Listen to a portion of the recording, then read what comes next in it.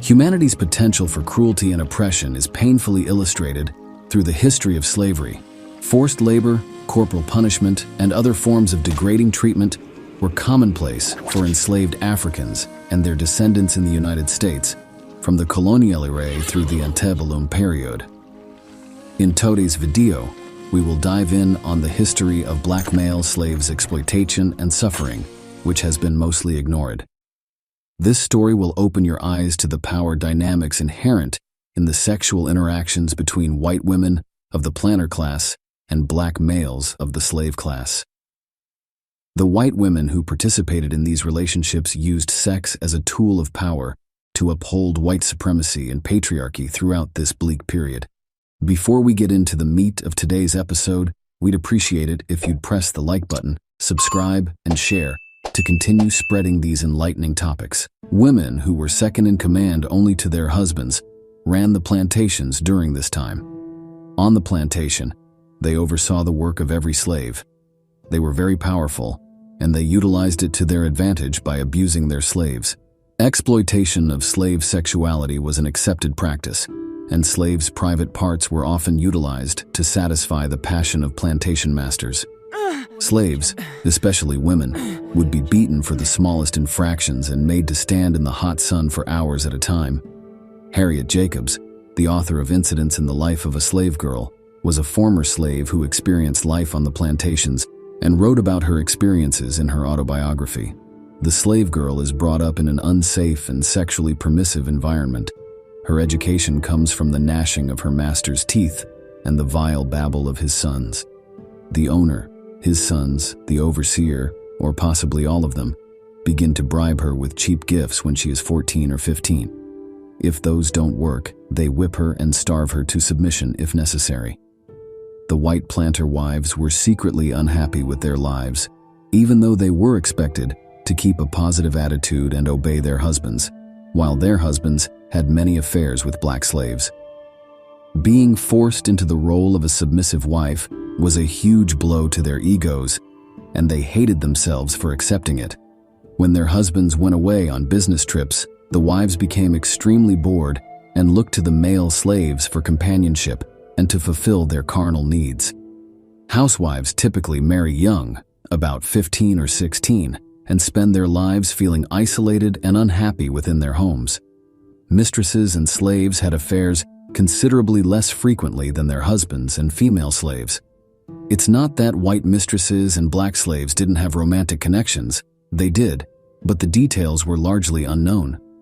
Women repressed their desires until their husbands' frequent trips led them to this entanglement.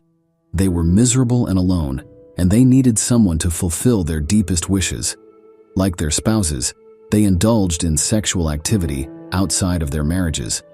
Having children of mixed race was one of the major risks associated with white planters' wives getting intimate with black slaves.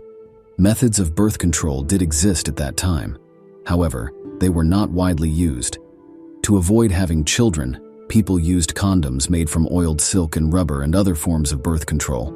Her account shows that abusive, intimate exploitation of black slaves was common. Some mistresses decided to exploit their slaves in this way out of boredom, while others did so because they were fed up with their husband's domineering personality. So they did with slaves what they could not do anywhere else. Because they lacked authority in other areas, they rationalized their pursuit of low passions as a means of making up for their shortcomings. An intersectional analysis helps us understand how people can hold low status in one social arena while holding high status in another. This draws our attention to the ways in which multiple and sometimes conflicting sources of oppression and power are intertwined. It was common for mistresses to coerce their black slaves into sexual activity.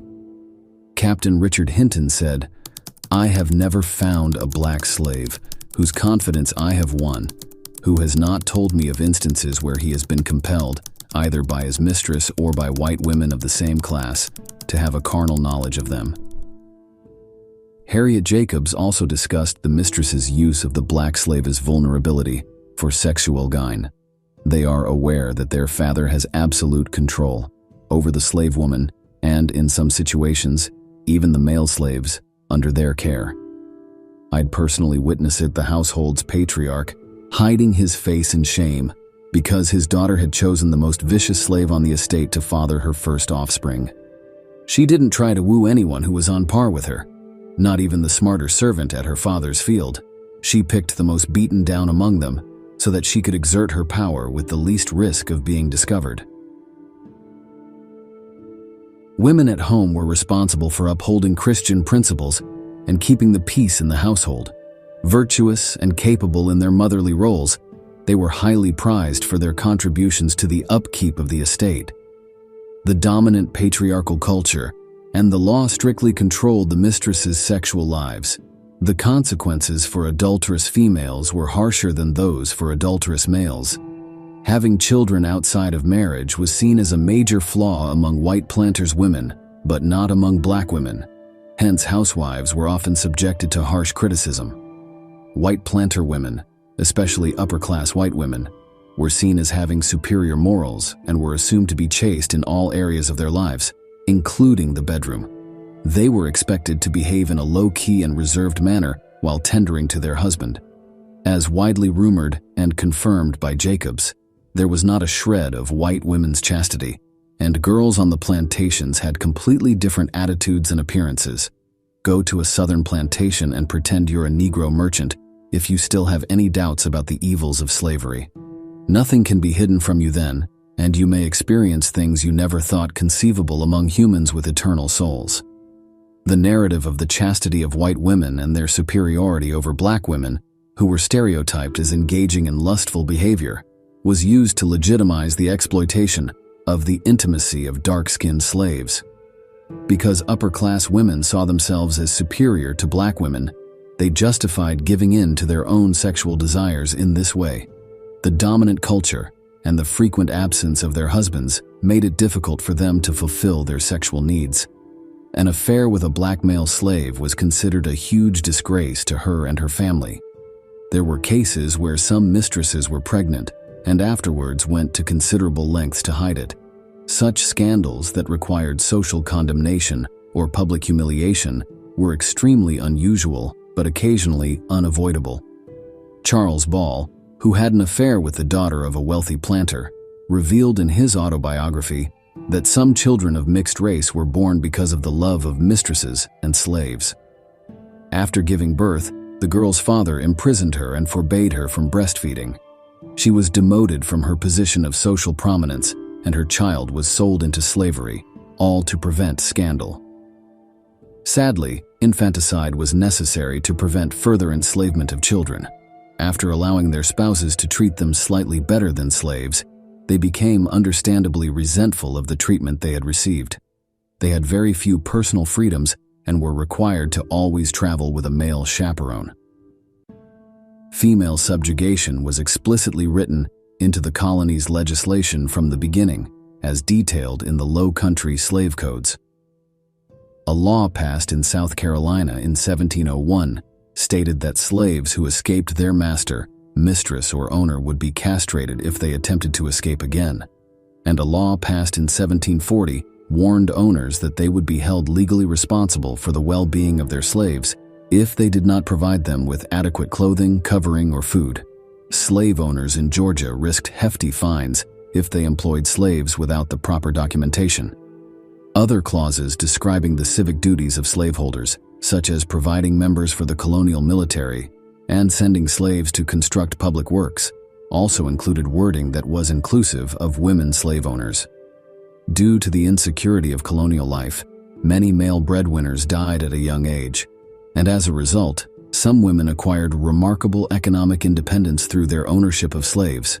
These women were able to achieve economic independence by running huge plantations on their own, and by freely buying, selling, bequeathing, and hiring slaves, which allowed them to assume leadership roles in their communities. Knowing that the Southern patriarchy was antagonistic to women's independence, these slave-holding single women safeguarded their privilege by perpetuating the same racist structures that gave rise to slavery in the South. Even though wives' persons, slaves, and possessions enslaved or otherwise, technically belonged to their husbands? The reality was more convoluted since wealthy ladies often entered marriage with slaves provided to them by their parents. Former slave Silas Glenn recalled that his mistress was kind to the slaves who had come to her through her father, but cruel to those who had come through her husband. Many wives of slaveholders rejected their husbands' efforts to control, discipline, or sell their slaves. When it came to their marriages, white women who had been raised to command slaves felt confident expressing the autonomy that came with their newfound awareness of themselves as slaveholders. Some were shrewd businesswomen, true market mistresses. Mrs. Annie Poor, for example, sold slaves for high prices after teaching them to cook and build. Contrary to popular opinion, these women did not just study slave prices and profit from market swings.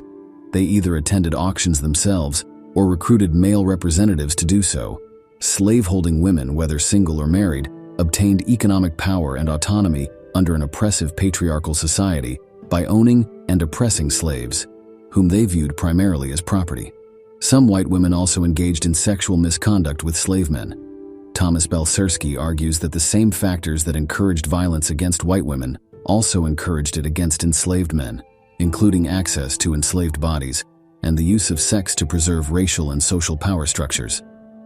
He points out that contemporary observers remarked casually on this, using Harriet Jacobs as an example. Jacobs believes that some mistresses learned to wield control after witnessing the submission of female slaves to their father's authority in all matters. Jacobs recalls a woman who, in order to exert maximum control over her slave and avoid being caught, picked the most brutalized slave on her estate as her companion.